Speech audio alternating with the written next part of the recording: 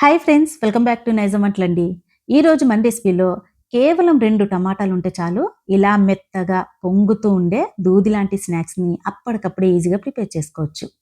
ఎక్కువ టైం కూడా పట్టదండి. చాలా తక్కువ టైంలో ఈజీగా చేసుకోవచ్చు. పిల్లల నుంచి పెద్దవాళ్ళ దాకా ఎంతో ఇష్టంగా తింటారు. మరి ముందుగా అయితే దీనికి కావాల్సింది టమాటాలు కప్పు నిండా వచ్చేసి గోధుమ పిండి తీసుకోవాలి. ముందుగా అయితే మిక్సీ జార్లోకి టమాటాలని ఇలా ముక్కలుగా కట్ చేసి 2 మీడియం సైజ్ టమాటాలు తీసుకోండి. కొంచెం నీళ్ళని యాడ్ చేసి ఇలా మెత్తగా పేస్ట్ లాగా చేసుకోండి. ఇప్పుడు ఈ టమాటా ప్యూరీని ఒక మిక్సింగ్ బౌల్‌లోకి తీసేసుకోండి.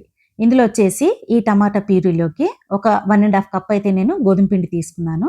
ఇక్కడ ఈ బౌల్ వచ్చేసి కొంచెం చిన్న సైజులో ఉంది కదండీ! సో, ఇలా చిన్న సైజులో ఉన్న బౌల్‌తో 1 ½ కప్ తీసుకోండి. ఈ విధంగా తీసుకున్న తర్వాత ఇందులో కొంచెం సరిపడినంత ఉప్పుని యాడ్ చేసి మెత్తగా కలుపుకోవాలి. ఈ పిండిని ఎంత మెత్తగా కలుపుకుంటే అంత పర్ఫెక్ట్‌గా వస్తాయి. పిండి కలుపుకునేటప్పుడు కొంచెం గట్టిగా ఉందనుకోండి, ఇందులోకి నీళ్ళని యాడ్ చేసి పర్ఫెక్ట్ కన్సిస్టెన్సీ వచ్చేంత వరకు కలుపుకోవాలి. ఎప్పుడు గోధుమ పిండితో ఒకే రకంగా చపాతీలు, పుల్కాలని చేయకుండా ఇలా కొత్తగా డిఫరెంట్‌గా చేస్తే ఎవ్వరైనా ఇష్టంగా తినాల్సిందే అండి. చూడండి, ఒక్క 5 నిమిషాల్లో ఈ విధంగా కలుపుకున్న తర్వాత ఇందులో కొన్ని నువ్వులైతే తీసేసుకోండి. ఒక 2 టేబుల్ స్పూన్ నువ్వులని యాడ్ చేసుకోండి. ఈ నువ్వులు కూడా ఇందులోకి తీసుకున్న తర్వాత ఒక్క 3 నిమిషాలు కొంచెం ఇలా పైపైన ఇలా కలుపుకున్న తర్వాత ఇప్పుడు ఇందులోకి ఒక 1 టేబుల్ స్పూన్ ఆయిల్‌ని యాడ్ చేసేసుకోండి.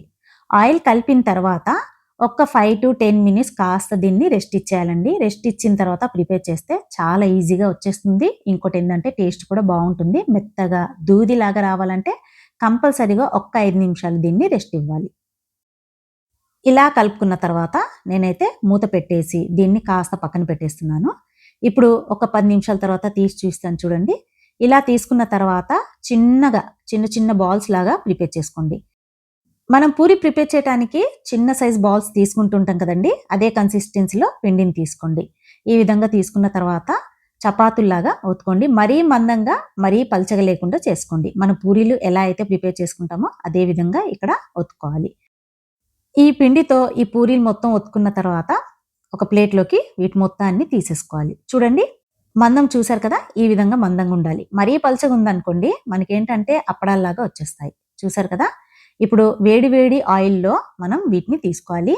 ఆయిల్ వేడిగున్నప్పుడే తీసుకోండి. అప్పుడు పొంగుతూ మెత్తగా వస్తాయండి. అలా కాకుండా ఆయిల్ వేడిగా లేనప్పుడు వేసామనుకోండి అస్సలు రావు. సో, ఆయిల్ వేడిగున్నప్పుడే ఇందులోకి తీసేసుకోండి. చూసారు కదా! ఇలా పొంగుతూ చాలా సాఫ్ట్‌గా వస్తాయి.